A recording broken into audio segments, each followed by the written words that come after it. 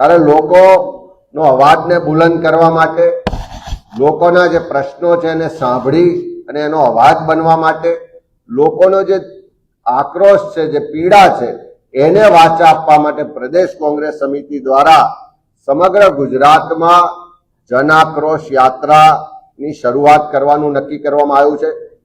આ યાત્રા અલગ અલગ ફેઝમાં યોજાશે અને આખા ગુજરાતને 5 ફેઝમાં વિભાજિત કરી અને લગભગ 60 દિવસની આ યાત્રાની શરૂઆત 21મી નવેમ્બરના રોજ અમે કરવા જઈ રહ્યા છીએ.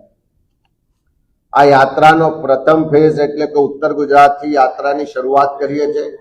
21 નવેમ્બરે વાવ થરાદ જિલ્લા એટલે કે જૂનો બનાસકાંઠા જિલ્લાના ભીમા, જે ધરણીધર ભગવાનનું પ્રસિદ્ધ તીર્થધામ છે, ત્યાંથી આ યાત્રાની શરૂઆત કરીશું અને 3જી ડિસેમ્બરે બેચરાજી બહુચર માતાના આશીર્વાદ લઈને પહેલા ફેઝનું અમે સમાપન કરીશું.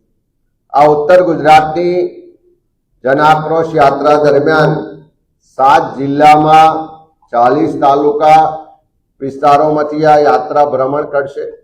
12 જેટલા શહેરી વિસ્તારોમાંથી પણ આ યાત્રા ભ્રમણ કરશે અને પહેલા ફેઝમાં 1100 કિલોમીટરનું ભ્રમણ કરી અને આ યાત્રાનું અમે બેચરાજી ખાતે સમાપન કરીશું.